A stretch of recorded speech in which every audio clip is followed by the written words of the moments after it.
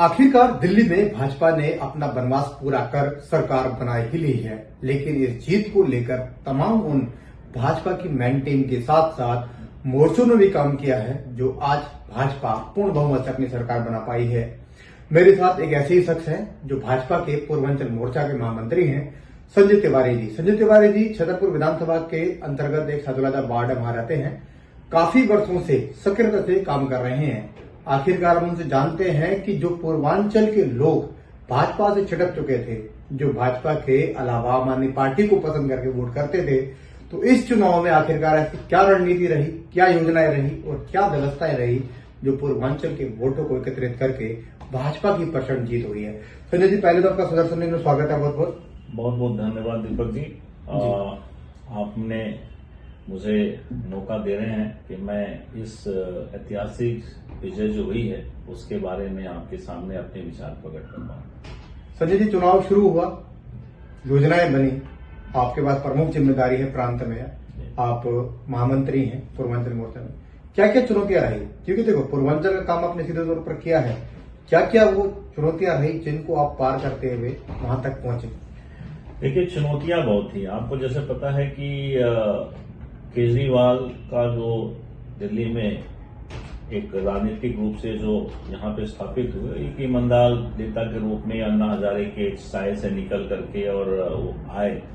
और एक पूर्वांचल के बारे में आपको बताऊं वैसा कि ये एक राष्ट्रवादी लोग हैं और थोड़ा सा लीग से हट के चलने वाले लोग हैं। ये तुरंत कोई चीज अगर अच्छी और लीग से हट है तो उसको सपोर्ट करते हैं। और जेपी आंदोलन से लेकर के आपने देखा होगा कि जब इंदिरा गांधी जी को उखाड़ फेंकना था तो उसकी शुरुआत भी जो है छात्र आंदोलन से और लीग से हटके जो है वो पटना से और बिहार से हुई थी। तो ये शुरू से है। जब पहला हमारा प्रथम स्वतंत्रता संग्राम की जो चिंगारी भी थी वो मंगल पांडे जी ने भी लगाई थी। तो एक जो बिल्कुल चीजें हट रही हैं और राष्ट्रवाद की बात आती है और उसमें आती है तो उसमें पूर्वांचल हमेशा आगे रहता है। शायद यही कारण था कि जिस समय अन्ना आंदोलन के बाद से ये आए तो पूर्वांचलियों ने देखा कि भाई एक सेंटर में ऊपर तो हमने एक प्रधानमंत्री नरेंद्र मोदी को बैठा दिया है, वो देश की रक्षा और देश का विकास करेंगे। और दिल्ली के विकास में जिसने एक ईमानदारी और एक नई राजनीति की बात कही है, तो वो हमारा पूर्वांचल का जो वोटर्स था वो केजरीवाल के साथ पहली बार भी लगा। कुछ कमियां रह गई, फिर भी सोचा कि चलो दोबारा भी दे दें। तो एक हम लोग को बहुत बड़ी चुनौती थी कि जो हमारा पूर्वांचल एक राष्ट्रवाद, इन सबसे पर काम करने वाली ऐसी हमारे लोग जो हैं वो कैसे हम उसकी बातों से निकल करके और भाजपा के साथ जुड़े। तो हम लोगों ने उसी चीजों को लेकर के आज से साल भर पहले से इस काम को हम लोगों ने शुरू कर दिया था। चुनौतियां बहुत थी और इस चुनौती के लिए हम लोगों ने एक विस्तृत कार्य योजना बनाई।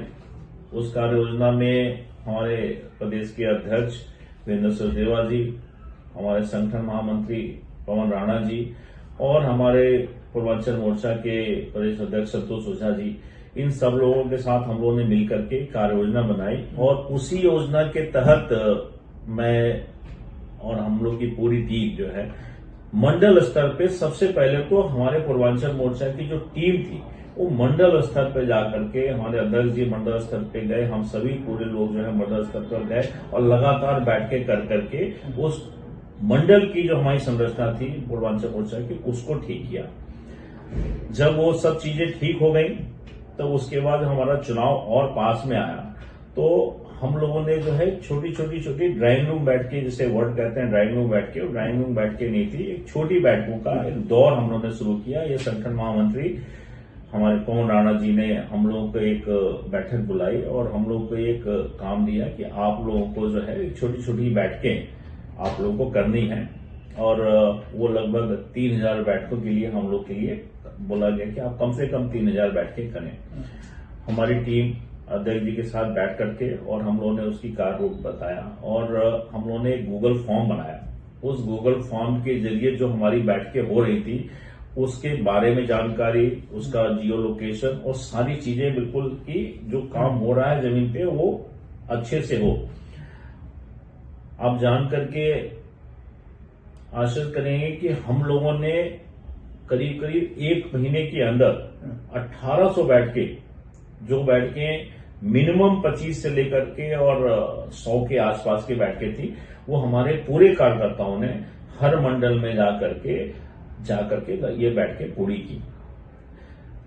उसके बाद इस बैठक के बाद हम लोगों ने एक बहुत बड़ी बैठक प्रदेश कार्यालय में रखी, जहां हमारे पूरे दिल्ली प्रदेश के लगभग 600 के आसपास हमारे कार्यकर्ता, पदाधिकारी और सभी लोग आए। उस बैठक में माननीय पवन राणा जी ने हम सब लोगों को सबके सामने हमारे अध्यक्ष जी को और हमारे पूर्वांचल मोर्चा को बधाई देते हुए कहा कि आप लोगों ने जो बैठकें की हैं उसको उन्होंने बहुत अच्छे से मॉनिटरिंग की थी और उसमें उन्होंने पाया कि वो बहुत अच्छे से उसका प्रभाव जमीन पे जा रहा है। उसके बाद फिर हम लोगों ने एक अगला स्टेप लिया और मकर संक्रांति जब तक हम लोग की आ गई थी तो हम लोगों ने लगभग हर जिले में, हर विधानसभा में एक मकर संक्रांति महोत्सव का आयोजन किया। उस महोत्सव में हम लोगों ने जितने भी हमारे उस क्षेत्र के, उस विधानसभा में जो प्रबुद्ध लोग हैं, चाहे हमारे वो छठ समितियां हों या हमारी सरस्वती पूजा समिति हो, विश्वकर्मा पूजा समिति हो, रामलीला कमेटी हो या हमारे कोई वकील हो, डॉक्टर हो, प्रबुद्धजन हो, इन सबको हम लोगों ने इनवाइट किया, उसमें उनको बुलाया, उनके साथ संवाद किया। फिर हम लोगों ने सांस्कृतिक कार्यक्रम करने के बाद लिट्टी चोखा खाते हुए एक माहौल जो है ना, वो एक जुड़ाव भाजपा का और हमारे पूर्वांचल के आम जनों के साथ जो एक जुड़ाव का काम है वो हम लोगों ने लगातार किया। इसके बाद जब हमारा चुनाव और नजदीक आया तो माननीय राष्ट्रीय संगठन महामंत्री हमारे उत्तर प्रदेश और बिहार से 102 प्रवासी कार्यकर्ताओं को बुलाया, जिसमें कोई मंत्री था, कोई विधायक था, कोई एमपी था, कोई जिला अध्यक्ष था, कोई पूर्व पंचायत जिला अध्यक्ष था। इस तरह के महत्वपूर्ण लोगों की एक पूरी टीम आई और माननीय हरीश द्विवेदी जी जो पूर्व सांसद और असम को देख रहे हैं, वो उन्होंने उनका प्रभार, असम का प्रभार है उनके पास, उनके नेतृत्व में एक कार्य योजना फिर से बनी और उस कार्य योजना में हमारा दिल्ली का पूर्वांचल मोर्चा और हमारे प्रवासियों के बीच में एक समन्वय बैठा करके हर विधानसभा में एक उत्तर प्रदेश का, एक बिहार का हमारा जो प्रवासी कार्यकर्ता और हमारे अपने लोग मिलकर के डोर टू डोर छोटी छोटी बैठ के ये पूरा एक हम लोगों ने लगातार काम किया है। हमारी जो ये जितनी भी ये घोषणा पत्र आया इसके बारे में विस्तृत जानकारी पहुंचाना, हमारे लोगों को दिलों से जोड़ना, जो मिथिला के लोग हैं, चाहे भोजपुरी बोलने वाले हैं, हमारी भी संस्कृति जो अलग अलग है उन संस्कृति को भी अपने साथ जोड़ना, एक बहुत बड़ा काम और बहुत ही ईमानदारी से और जमीनी स्तर पर हम लोगों ने काम किया।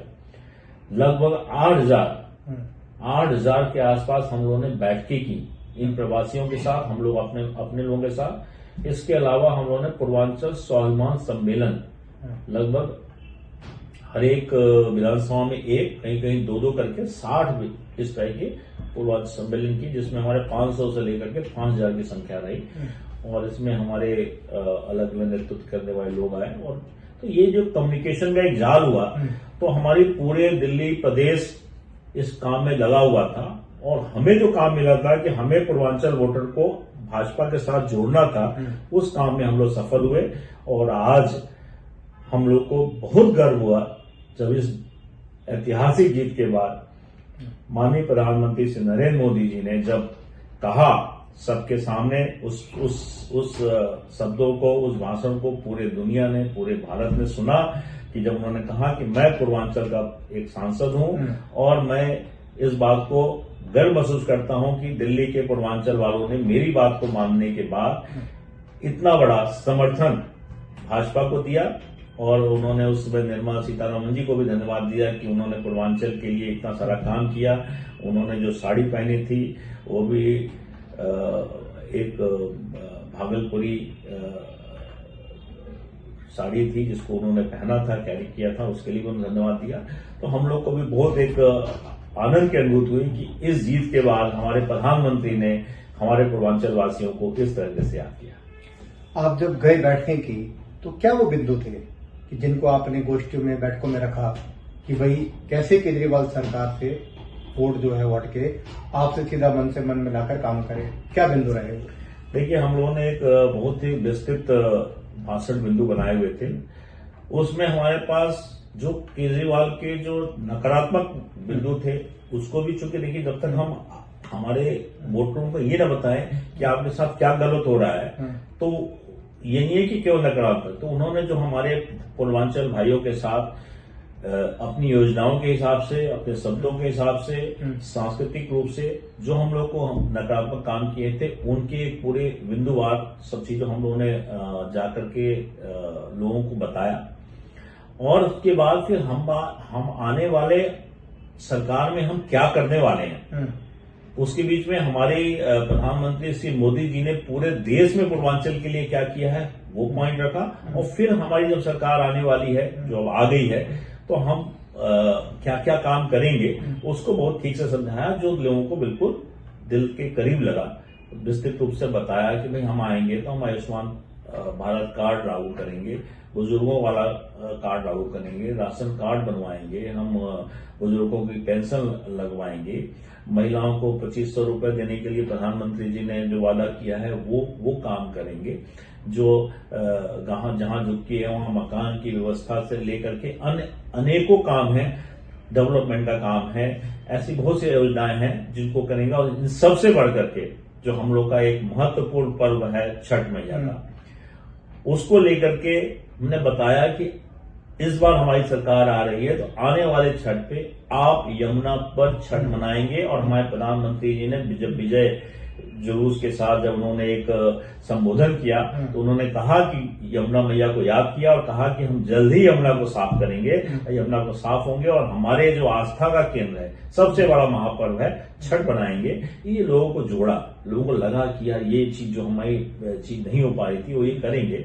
तो पूर्वांचल के लगभग दिल्ली के पूर्वांचल के लोगों ने साथ दिया और आज भाजपा को इतनी बड़ी जीत मिली है। इसमें हमारे पूर्वांचल के वोटरों का बहुत बड़ा हाथ है, दिल्ली के हर वोटरों का बहुत बड़ा हाथ है, पर हमारे पूर्वांचल के भाइयों का भी है। जहां तक ध्यान में है कि जब बीच में कोरोना काल के 1-2 वर्ष पहले छठ घाट बनाने में प्रतिबंध रखा था, तो उस समय आपने भी जो है अपने अध्यक्ष के साथ मिलकर बहुत संघर्ष किया।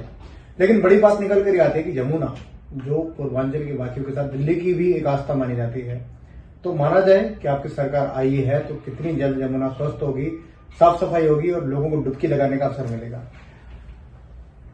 देखिए, हमारे प्रधानमंत्री श्री नरेंद्र मोदी जी ने जब गंगा साफ करने का बीड़ा उठाया तो आज गंगा की जिस तरह से अविरल धारा बह रही है और आप देख रहे हैं कि आज कुंभ की नदियों में लाखों लोग गए, उन्होंने नहाया। इनमें से किसी एक आदमी ने भी आकर के ये कहा कि हमने डुबकी तो लगाई लेकिन वो जल जो है डुबकी लगाने लायक नहीं था, करोड़ों लोगों ने लगाया। तो आप समझ सकते हैं कि मोदी की गारंटी की गारंटी है। तो जब उन्होंने कहा है कि यमुना साफ होगी, तो यमुना जरूर साफ होगी और अगले 6 महीने में उसका आपको असर दिखना शुरू हो जाएगा। यमुना का पैच हमारा केवल 54 किलोमीटर का है, कोई बहुत बड़ा पैच नहीं है। मोदी जी ने तो हजारों किलोमीटर की गंगा को साफ कर दिया है। दिल्ली का 54 किलोमीटर का पैच साफ करना तो बहुत आसान काम है, इसमें कोई देरी नहीं होगी, बहुत जल्दी काम होगा। क्या लगता है कि पूर्वांचल के लोग जुड़े, बड़ी ऐतिहासिक जीत दी, केजरीवाल की योजनाओं से नाराजगी थी, अब उनको लेकर साथ चलने की जो आपकी जिम्मेदारी है किस प्रकार निर्वहन करेंगे?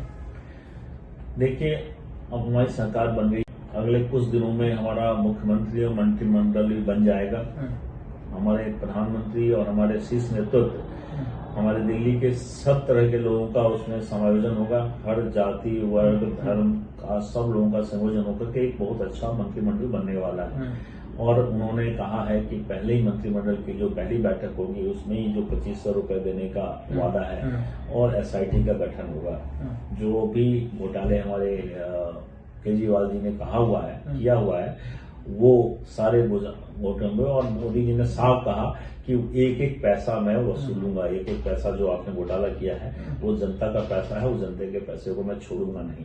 तो वो जनता के पैसे जो हैं और जो घोटाले हैं, अब आने वाले समय में चाहे पूर्वांचल हो, चाहे उत्तरांचल हो, चाहे दिल्ली के लोग हो, चाहे हिंदू हो, मुस्लिम हो, जैन हो, सिख हो, कोई हो, डेवलपमेंट सबके लिए एक सा ही होगा। इसमें पूर्वांचल या कोई दूसरों के साथ भेदभाव नहीं होना है, सबके साथ एक समान, एक तरीके का यहाँ पे डेवलपमेंट होना है। लेकिन जैसा कि हर आदमी की अपनी अपनी कुछ न कुछ रिक्वायरमेंट है। हमारी रिक्वायरमेंट है कि छठ मैया की पूजा हमको करनी है, इसलिए यमुना साफ होनी है।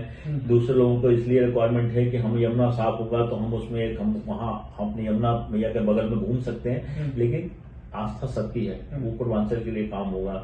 जब हमारे राशन कार्ड बनेंगे तो हमारे पूर्वांचल के यहाँ इतने लोग आए हुए हैं, प्रवासी हैं, उनको वो सब चीजें मिलेगा। जब आयुष्मान कार्ड बनेगा उसका भी फायदा हमको पूर्वांचल के लोगों को मिलेगा।